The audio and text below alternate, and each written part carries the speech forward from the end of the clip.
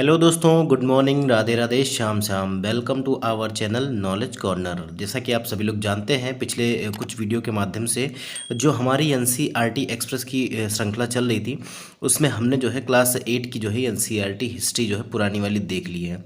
अब हम जो है आज जो है पुरानी वाली हिस्ट्री की जो है कक्षा 9 की इतिहास की बुक हम देखेंगे। आप सामने देख पा रहे होंगे, इसका क्या नाम है, तो भारत और समकालीन विश्व। ठीक है, अब देखिए आपकी जो 9वीं और 10वीं की जो इतिहास की बुक है, इसमें टोटल आपको लगभग जो है वो वर्ल्ड हिस्ट्री के सवाल आपको देखने को मिलेंगे। जैसे आपका फ्रांसीसी क्रांति, रूसी क्रांति, इसके अलावा जो अमेरिका में स्वतंत्रता वार हुआ, ठीक है, इन सभी के, यूरोप में जो है औद्योगिक क्रांति कैसे हुई, यूरोप में राष्ट्रवाद कैसे फैला, तो इन सभी टॉपिक से आपको यहाँ से सवाल देखने को मिलेंगे। अब देखिए बीपीएससी टीआरई में जितने भी सवाल आते हैं आपके वर्ल्ड हिस्ट्री से, आपके हिस्ट्री वाले सेक्शन में, उसमें सबसे ज़्यादा जो सवाल आते हैं वो ये समझ लीजिए 95% सवाल जो है, अगर 40 में से अगर 20 सवाल देखें हम, ठीक है, तो आपके लगभग जो है 20 सवाल तो देखने को मिलते हैं, देखने को मिलते हैं आपके वर्ल्ड हिस्ट्री के सेक्शन में। तो आप इसको ज़रूर देखिएगा, क्लास को ज़रूर देखिएगा।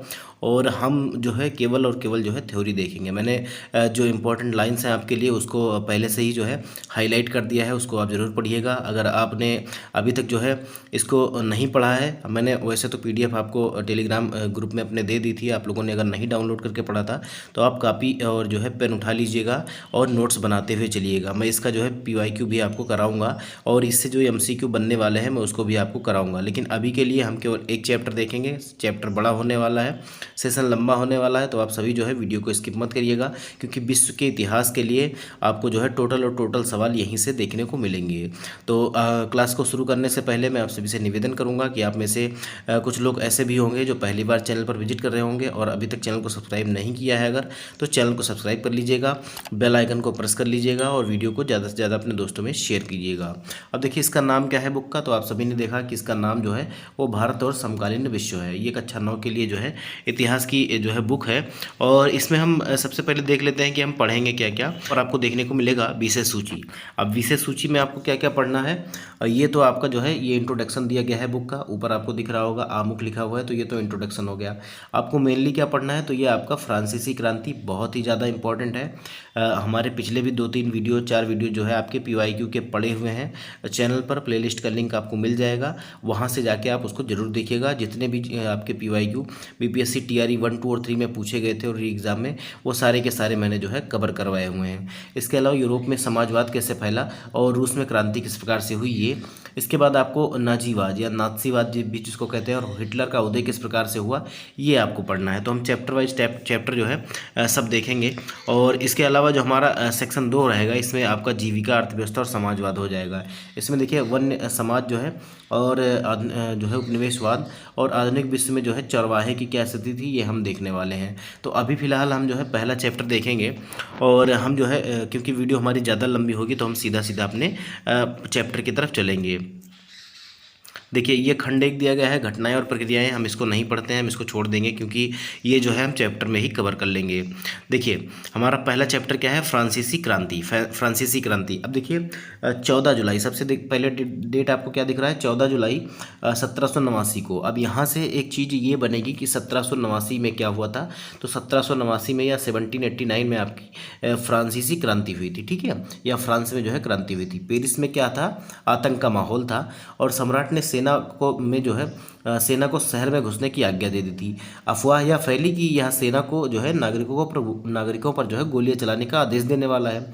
और लगभग 7,000 मर्द और औरतें जो है टाउन हॉल के सामने इकट्ठा हो गए और उन्होंने एक जो है जनसेना का गठन करने का निर्णय लिया। हथियारों की खोज में वो बहुत से सरकारी भवनों में जबरन घुस गए और सैकड़ों लोगों का एक समूह पेरिस के नगर के पूर्वी भाग की ओर चल पड़ा, जहां जो है बास्तील का किला था। अब बास्तील के किले में जो है गोला बारूद भी रखा जाता था, हथियार भी रखे जाते थे, यहाँ पर जो है कैदी भी रखे जाते थे। तो इन्होंने जो है बास्तील के किले पर जो है धावा बोल दिया और हथियारों को वहाँ पर कब्जा कर लिया। ठीक है, हथियारों पर कब्जा करने की इस सशस्त्र लड़ाई में बास्तिल का जो है कमांडर भी मारा गया। अब देखिए यहाँ से आपका स्टेटमेंट वाइज बना देगा कि बास्तिल के कब्जे के चक्कर में जो है वहाँ का कमांडर मारा गया और कैदी जो है छुड़ा लिए गए। अब आपसे पूछेगा कि फ्रांसीसी क्रांति के संदर्भ में कौन सी घटना जो है या कौन सा स्टेटमेंट आपसे सही है। तो अगर आप लाइन टू लाइन हमारे साथ रहेंगे और इसको पढ़ेंगे तो आपको जो है कोई कन्फ्यूजन नहीं होगी जब आपके एग्जाम में सवाल पूछा जाएगा। देखिए सम्राट की निरंकुश शक्ति का प्रतीक होने के कारण बास्तिल किला लोगों की घृणा का केंद्र था, इसलिए किले को जो है ढहा दिया गया और उसके अवशेष बाजार में उन लोगों को बेच दिए गए जो इस ध्वंस को बतौर स्मृति चिन्ह सजोना चाहते थे। अब देखिए बहुत से लोग आपके मार्केट में या हर शहर में ऐसे होते हैं जिनके पास पैसे अधिक होते हैं और वो जो है उनको याद के तौर पर सजोना चाहते हैं किसी पुरानी चीज़ों को।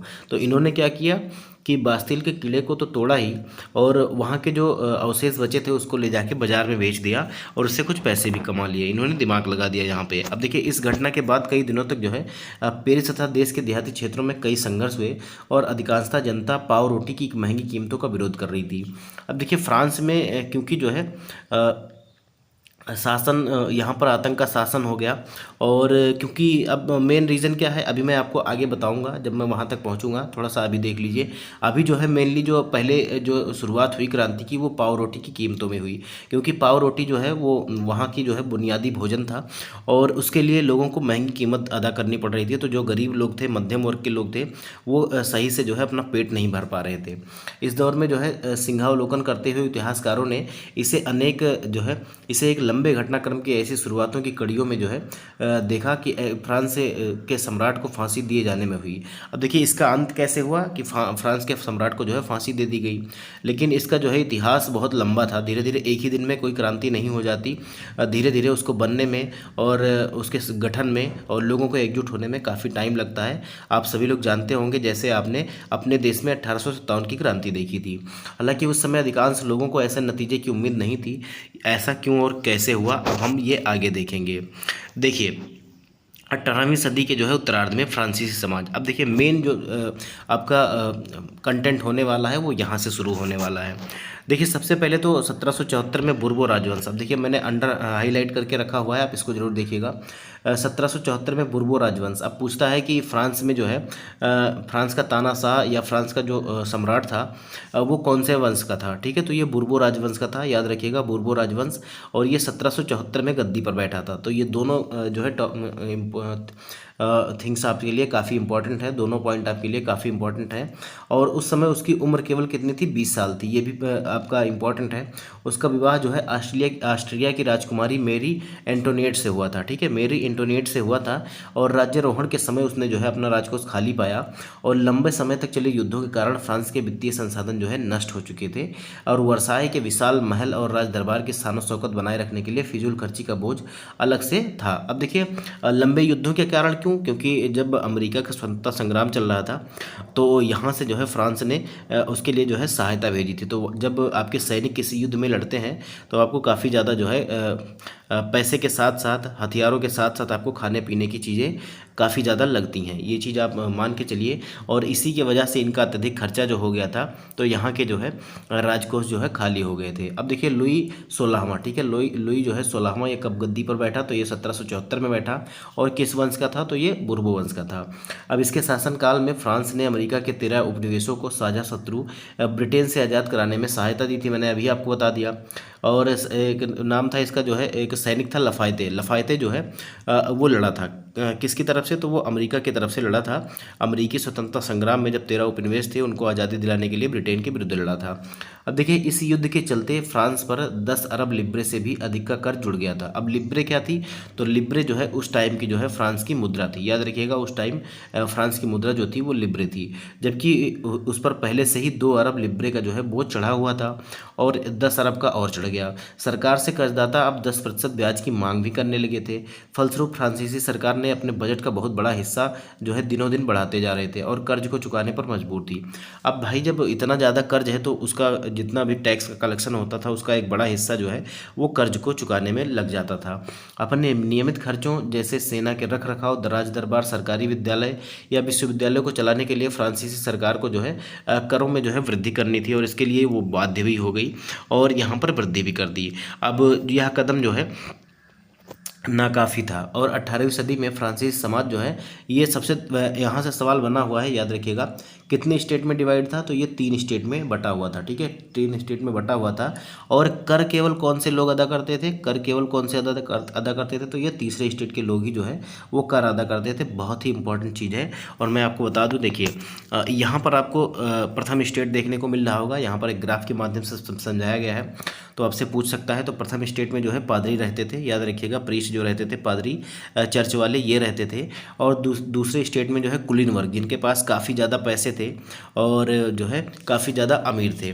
तो ये दोनों स्टेट के लोग जो थे ये टैक्स नहीं भरते थे, ये टैक्स नहीं भरते थे। इनको ये जन्म से अधिकार था कि जब आप चाहे कुलीन हो या पादरी वर्ग में हो तो आप टैक्स नहीं भरेंगे। टैक्स केवल कौन भरता था, तो ये तृतीय स्टेट के लोग आते थे। इसमें बड़े व्यवसायी और व्यापारी, अदालती कर्मचारी, वकील आदि, और किसान और कारीगर, छोटे किसान, भूमिहार और मजदूर, नौकर।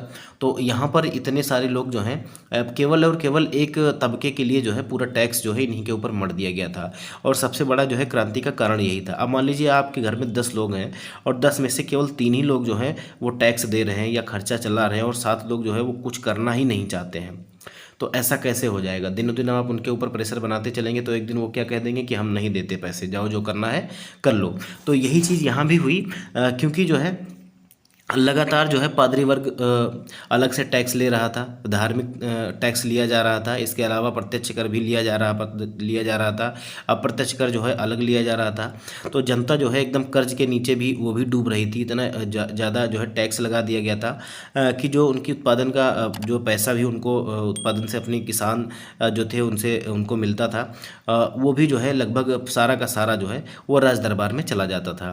अब देखिए आगे, देखिए इस वर्गों में विभाजित फ्रांसीसी समाज जो है सामंती व्यवस्था का अंग था। प्राचीन राजतंत्र पद का प्रयोग था। सामान्य जो है ये जो है 1789 से पहले फ्रांसीसी समाज और संस्थाओं के लिए किया जाता था राजतंत्र। ठीक है, राजतंत्र में क्या होता था कि एक ही वंश का शासन, उसका बेटा, फिर उसका बेटा, फिर उसका बेटा, ऐसे चलता रहता था। और गणतंत्र में या लोकतंत्र में क्या होता है कि जनता ही वोट दे के अपने में से किसी को जैसे प्रधानमंत्री बनाती है या मुख्यमंत्री बनाती है। और यहाँ पर जो है वो आप पहले जानते होंगे कि राजाओं महाराजाओं का शासन था, तो उनके बच्चे जो है शासन करेंगे, फिर उनके बच्चे शासन करेंगे। तो एक ये वंशानुगत जो है वंशावली चली आ रही थी। अब देखिए मैंने आपको दिखा दिया कि चित्र 2 में फ्रांसीसी समाज की वर्ग व्यवस्था कैसी थी। अब देखिए पूरी आबादी में से लगभग 90% किसान थे, 90% जो है किसान थे। लेकिन ज़मीन के मालिक किसानों की संख्या बहुत कम थी। मतलब उसमें से लगभग 60% जो है ज़मीन पर कुलीनों का कब्जा था, चर्च का और तीसरे स्टेट के अमीरों का अधिकार था। और प्रथम 2 स्टेट कुलीन वर्ग और पादरी वर्ग के लोगों को कुछ विशेषाधिकार जो है ये जन्मना प्राप्त थे। इनमें से सबसे महत्वपूर्ण विशेषाधिकार था राज्य को दिए जाने वाले करों से छूट। मैंने बताया आपको कि ये जो है वो कर भी अदा नहीं करते थे। अब देखिए कुलीन वर्ग को कुछ अन्य सामंती विशेषाधिकार भी हासिल थे, और वह किसानों से सामंती कर वसूल करता था। किसान अपने स्वामी की सेवा, स्वामी के घर और खेतों में काम करना, सैन्य सेवाएं देना और सड़कों के निर्माण में सहयोग करने के लिए बाध्य थे।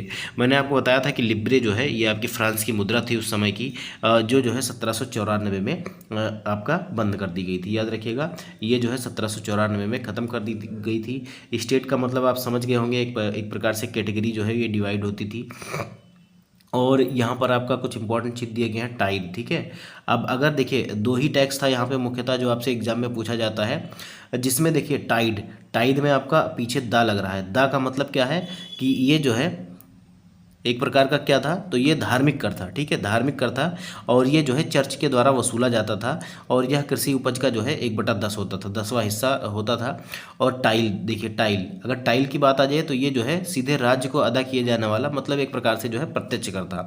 आप इसको याद रखिए कि ये जो है प्रत्यक्ष कर था टाइल, और टाइड जो था लास्ट में अगर दा आ जाए तो ये धार्मिक हो जाएगा, दा से धार्मिक। ठीक है, ये चर्च द्वारा वसूल किया जाता था। तो आपसे ऐसे ही पूछेगा कि इनमें से कौन सा ऐसा कर था जो चर्च द्वारा वसूला जाता था, तो आपका टाइड ऐसे करके लिब्रे करके दे देगा, तो वहाँ पर आपको टाइड जो है वो ढूंढना है। आगे देखिए कह रहा है चर्च भी किसानों से करों का एक बड़ा हिस्सा जो है टाइड, धार्मिक कर के रूप में वसूलता था। और ऊपर से तीसरे स्टेट के तमाम लोगों को सरकार को तो कर चुकाना ही था। इन करों में टाइल भी होता था जो एक प्रत्यक्ष कर था। अभी मैंने आपको बताया कि टाइल और टाइड क्या होते हैं।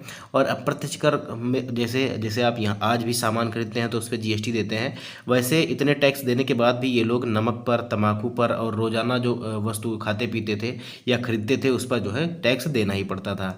इस प्रकार राज्य के वित्तीय कामकाज का सारा बोझ जो है एक ही स्टेट के लोग जो है वहन कर रहे थे, और वो कौन थे? वो तीसरे स्टेट के लोग थे। अब देखिए, जब इतना किसी के ऊपर आप प्रेशर बना देंगे तो कहीं ना कहीं आपका जो है बगावत तो हो ही जाएगी।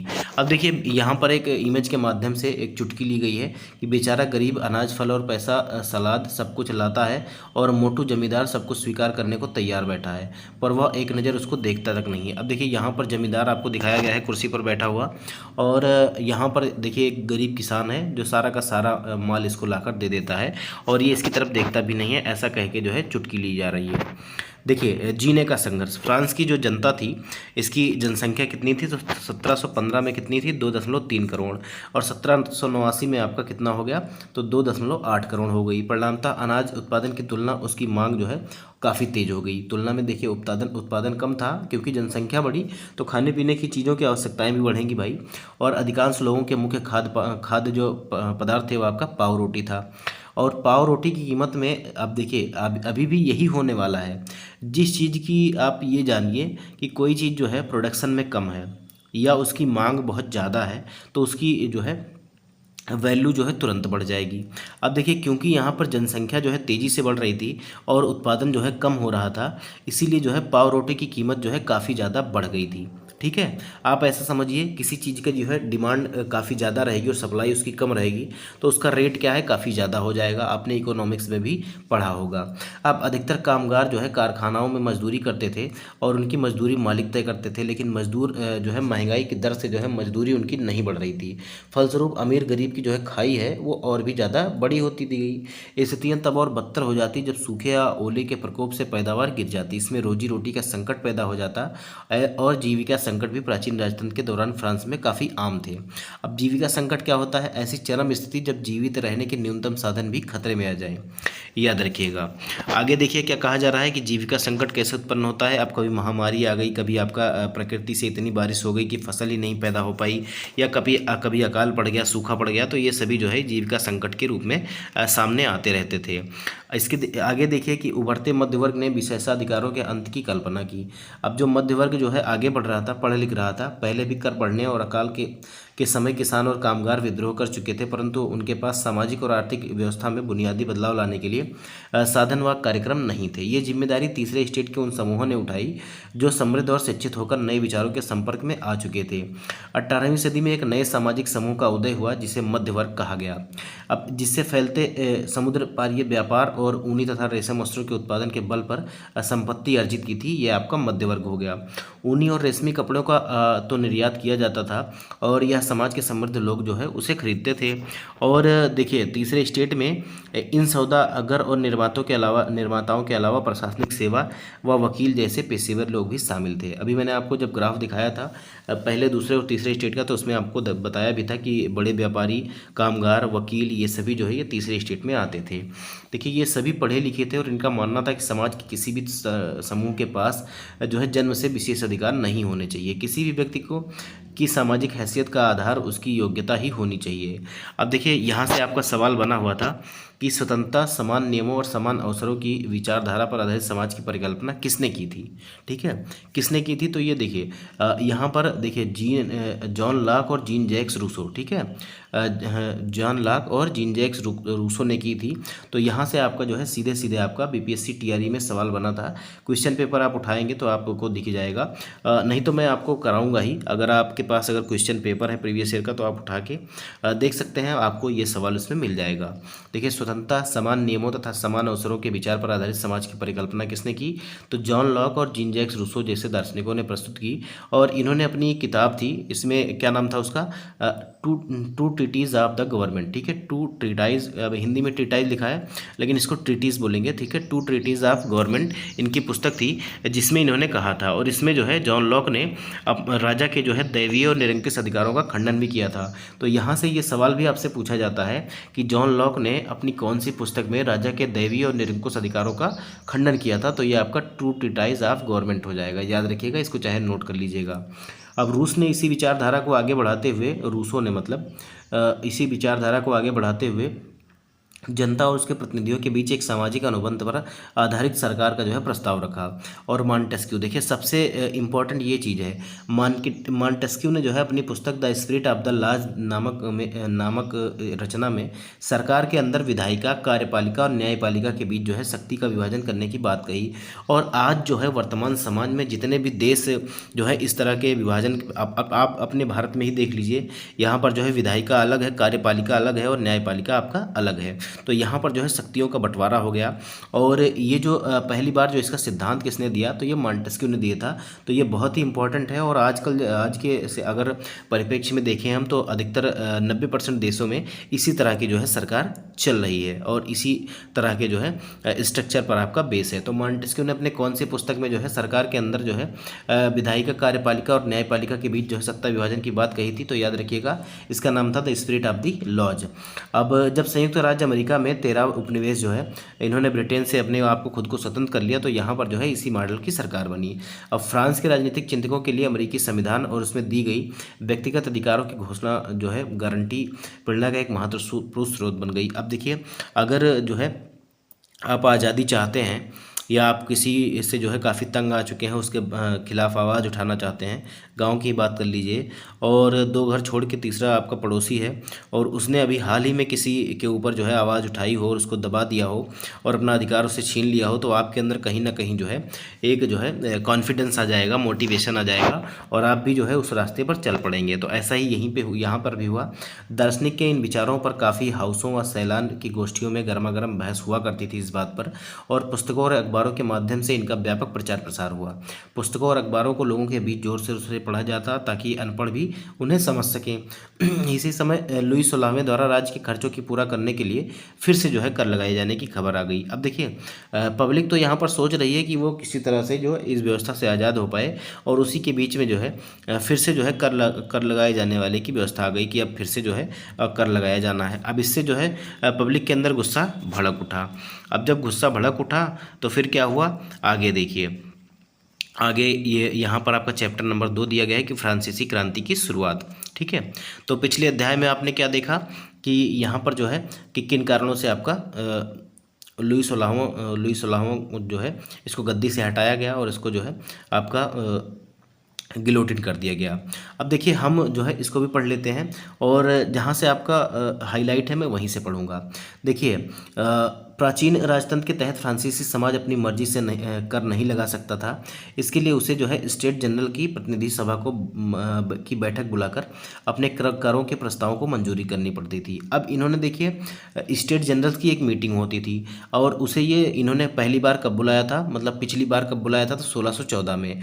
और फिर इन्होंने जो है कब बुलाया, 1789 में। देखिए, इन्होंने अपने मन से ही टैक्स लगाए और 1614 के बाद जो है स्टेट जनरल की जो है मीटिंग कभी नहीं बुलाई। अब स्टेट जनरल होता क्या था, इसमें जो है तीनों स्टेट के लोग जो है बैठते थे और मत देते थे।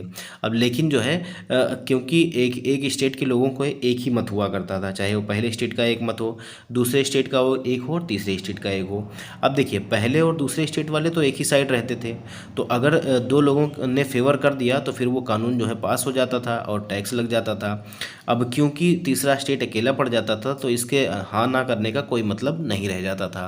अब देखिए, स्टेट जनरल की एक राजनीतिक संस्था थी जिसमें तीनों स्टेट अपने अपने प्रतिनिधि भेजते थे, लेकिन सम्राट ही यह निर्णय करता था कि इस संस्था की बैठक कब बुलाई जाएगी। इसकी अंतिम बैठक जो हुई थी वो 1614 में बुलाई गई थी और फ्रांसीसी सम्राट लुई 16 ने 5 मई 1789 को नए करों के प्रस्ताव के अनुमोदन के लिए स्टेट जनरल की बैठक बुलाई।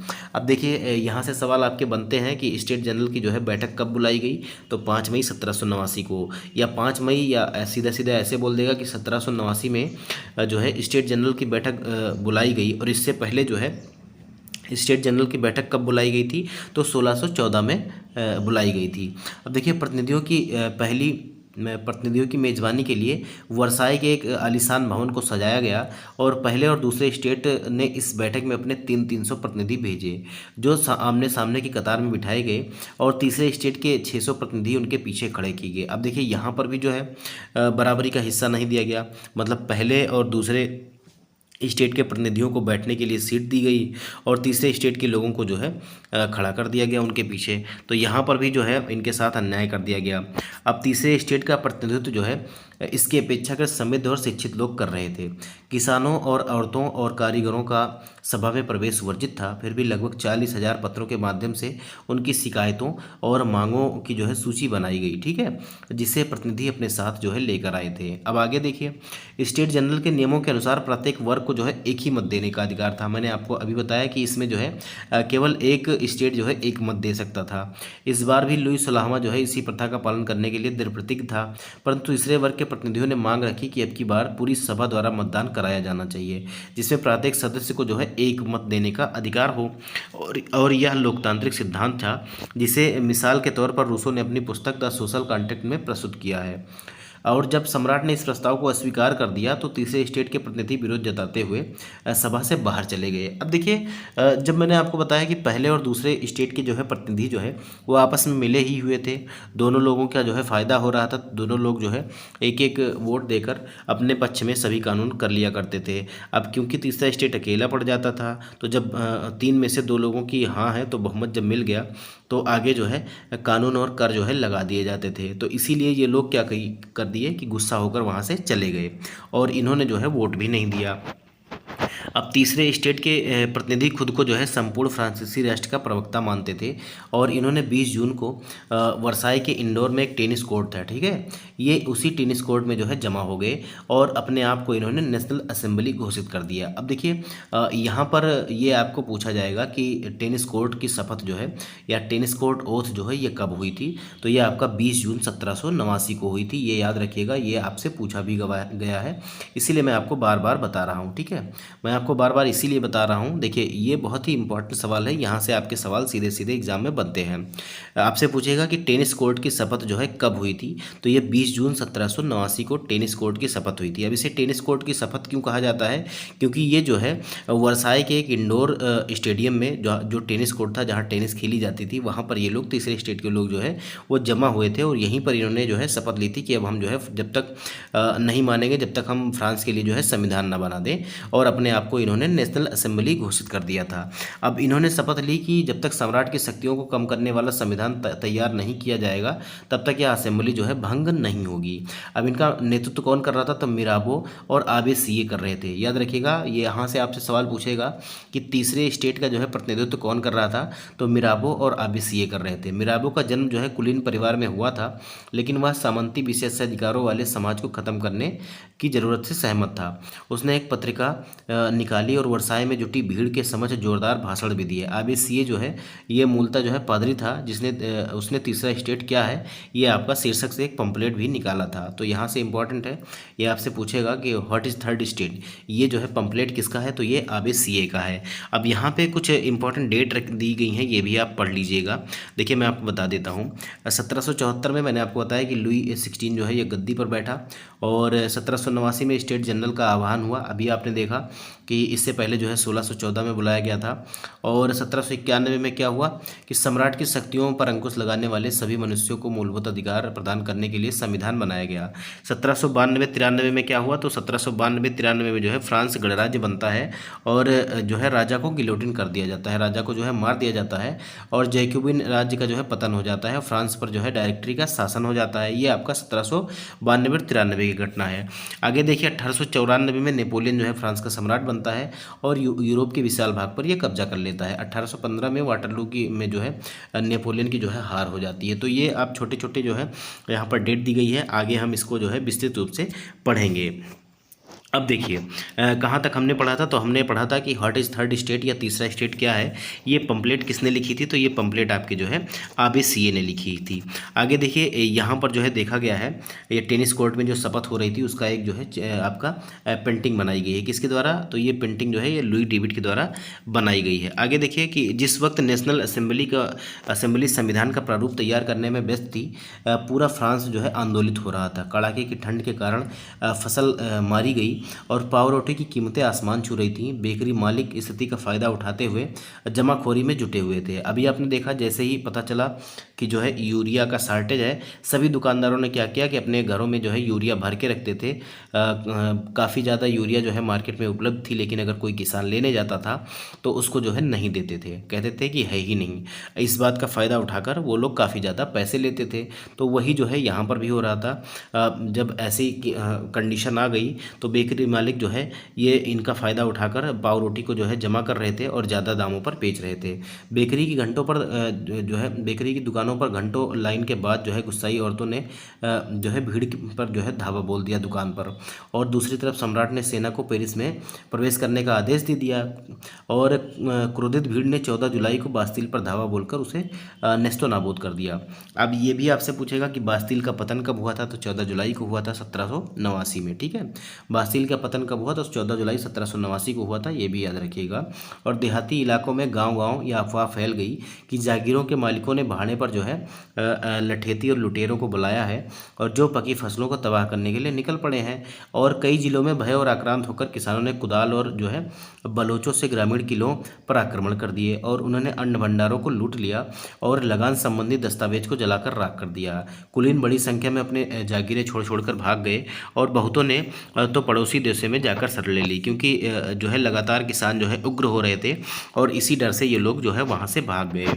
अब देखिए, अपनी विद्रोही प्रजा की शक्ति को देखते हुए लुई 16वें ने अंततः जो है नेशनल असेंबली को मान्यता दे दी और यह भी मान लिया कि उसकी सत्ता से पर जो है संविधान का अंकुश होगा। अब 4 अगस्त 1789 को रात को असेंबली ने करों, कर्तव्यों, बंधनों वाली सामंती व्यवस्था के उन्मूलन का आदेश पारित कर दिया। ये भी इंपॉर्टेंट है, कब ऐसा किया गया, तो 4 अगस्त 1789 को किया गया और पादरी वर्ग के विशेषाधिकारों को छोड़ने के लिए विवश कर दिया गया। धार्मिक कर जो है समाप्त कर दिया गया। चर्च के स्वामित्व वाली भूमि को जब्त कर लिया गया और इस प्रकार कम से कम 20 अरब लिब्रे की संपत्ति जो है ये सरकार के हाथ में आ गई थी। याद रखिएगा, 4 अगस्त 1789 को असेंबली ने करों, कर्तव्यों और बंधनों वाली सामंती व्यवस्था का उन्मूलन कर दिया और पादरी वर्ग के जो है इनके विशेषाधिकार भी खत्म कर दिए और धार्मिक कर भी समाप्त कर दिया और चर्च वाले जितने भी स्वामित्व में भूमि थी सबको जो है हड़प लिया। देखिए, फ्रांस जो है संवैधानिक राजतंत्र बन गया। तो फ्रांस संवैधानिक राजतंत्र कब बना, तो नेशनल असेंबली ने 1791 में संविधान का प्रारूप पूरा कर लिया और इसका मुख्य उद्देश्य था कि सम्राट की शक्तियों को सीमित करना। एक व्यक्ति के हाथ में केंद्रीकृत होने के बजाय अब इन शक्तियों को विभिन्न संस्थाओं और विधायिका, कार्यपालिका और न्यायपालिका में विभाजित और हस्तांतरित कर दिया गया। अब इस प्रकार फ्रांस में संवैधानिक राजतंत्र की नींव पड़ी। लेकिन आप अगर देखेंगे, अभी मैं आपको समझाता हूँ, तो ये आप कहेंगे कि ये किस प्रकार का जो है इन्होंने कार्यपालिका, विधायिका और न्यायपालिका बनाई थी। देखिए, यहाँ पर कहा जा रहा है कि आप इसको ध्यान से देखिए, यहाँ से सवाल भी आपके पूछे जाएंगे। अब देखिए, जब इन्होंने 1791 में संविधान लागू किया तो केवल और केवल सक्रिय नागरिक को ही इन्होंने वोट का दर्जा दिया। अब अपने यहाँ जब से जो है भारत स्वतंत्र हुआ तब से जो है सभी जितने वयस्क लोग हैं जो 18 साल के ऊपर हैं उनको जो है वोट का अधिकार दे दिया गया था। पहले इसकी सीमा जो है 21 वर्ष थी, बाद में इसको घटाकर 18 वर्ष कर दिया गया था। अब देखिए, मताधिकार प्राप्त रहेगा कितने सक्रिय नागरिकों को, केवल और केवल 2.8 करोड़ लोग, जिनकी जनसंख्या जो है केवल और केवल 40 लाख थी। ठीक है, 2.8 करोड़ की जनसंख्या में केवल 40 लाख जो है यही आपके सक्रिय नागरिक बन पाए। अब सक्रिय नागरिक क्या थे, जो एक जो है टैक्स भरते हों और संपत्ति जिनके पास हो। अब देखिए, निष्क्रिय नागरिक कौन थे, इन्हें जो है मताधिकार ही प्राप्त नहीं था। लगभग 30 लाख पुरुषों, महिलाओं, बच्चों और 25 वर्ष से कम उम्र के व्यक्तियों को मताधिकार जो है प्राप्त नहीं था। ठीक है, देखिए आगे देखिए, अब इसमें से जो है 40 लाख वोट जो है ये लोग वोट देकर किसको चुनते थे, तो 50,000 पुरुषों को चुनते थे और फिर ये वोट देकर जो है नेशनल असेंबली के 745 सदस्य को चुनते थे। और नेशनल असेंबली जो है ये यहाँ से मंत्री को चुनती थी, यहाँ पर मंत्री बनाती थी और सम्राट पर जो है नियंत्रण रखती थी। ठीक है, बाकी जो है न्यायपालिका को स्वतंत्र कर दिया गया। अब यहाँ से थोड़ा सा अटपटा ये है कि ये लोग वोट करेंगे 50,000 पुरुषों को और ये फिर इनका निर्वाचन करेंगे किसका, 745 सदस्य के नेशनल असेंबली का। और फिर असेंबली यहाँ से जो है मंत्रियों का बनाएगी, इनको निर्वाचित करेगी और नियंत्रण करेगी इसका।